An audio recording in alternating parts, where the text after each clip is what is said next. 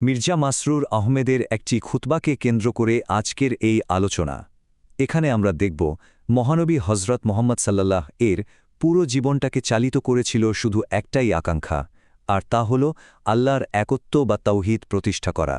আচ্ছা, জীবনের প্রতিটি মুহূর্তে তিনি কিভাবে এই লক্ষ্যে স্থির ছিলেন, চলুন সেটাই একটু জানার চেষ্টা করি।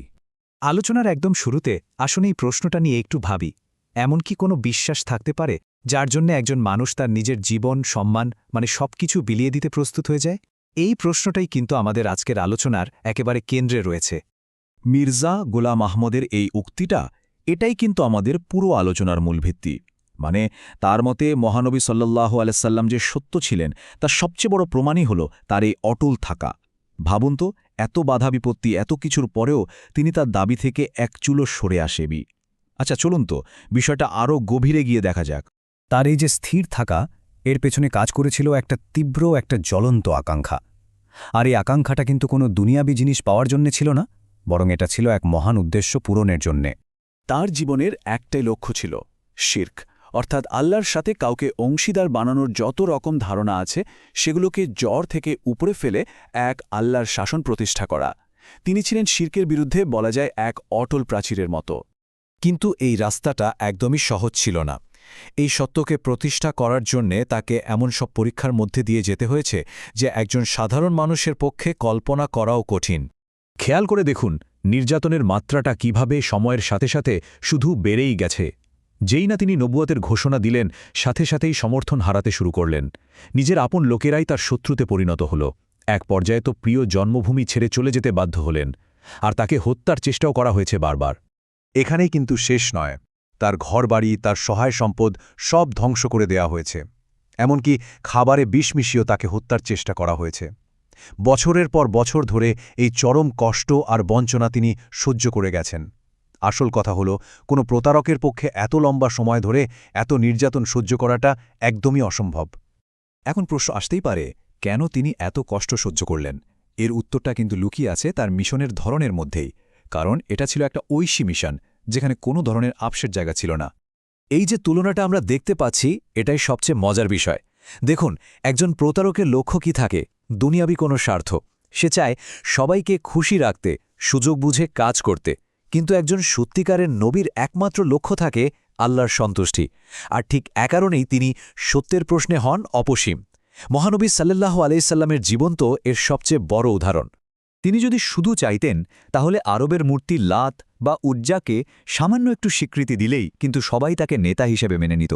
কিন্তু তিনি তা করেননি। কেন?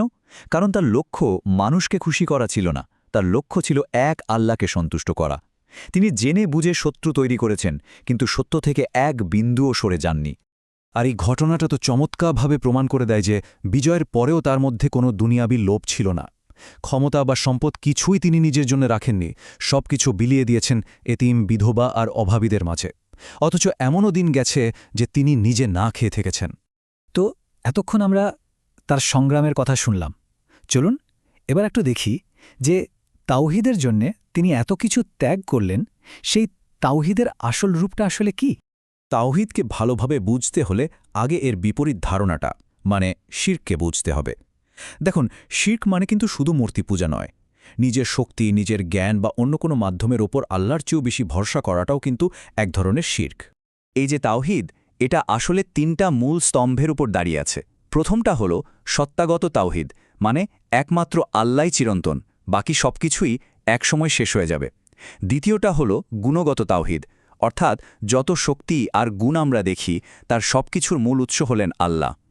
আর ৩ নম্বরটা হল প্রেম ও ইবাদতের তাওহীদ।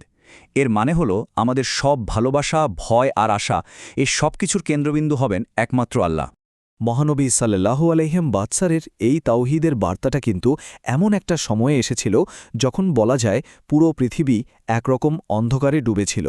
তখনকার সময়ে আরবরা মূর্তি পূজা করত, পারস্যের লোকেরা করত অগ্নিপূজা, আর ভারতবর্ষের মানুষজন নানা দেবদেবীর পূজা করত। পুরো পৃথিবীটাই তখন শিরিক আর কুসংস্কারে ছেয়ে গিয়েছিল। ঠিক এমনই এক ঘোর অন্ধকারের মধ্যে তিনি তাওহীদের আলোটা নিয়ে এসেছিলেন। তাহলে পুরো আলোচনা থেকে সবচেয়ে গুরুত্বপূর্ণ যে বিষয়টা আমরা শিখতে পারি তা হল, তাওহীদ শুধু বইয়ের পাতায় লেখা কোনো তত্ত্ব নয়, এটা একটা জীবন্ত বাস্তবতা। যা মানুষের মন, চিন্তা এবং কাজকে পুরোপুরি বদলে দেওয়ার ক্ষমতা রাখে। আর মহানবী সাল্লাল্লাহু আলাইহি ওয়াসাল্লাম তার জীবন দিয়ে ঠিক এটাই প্রমাণ করে গেছেন।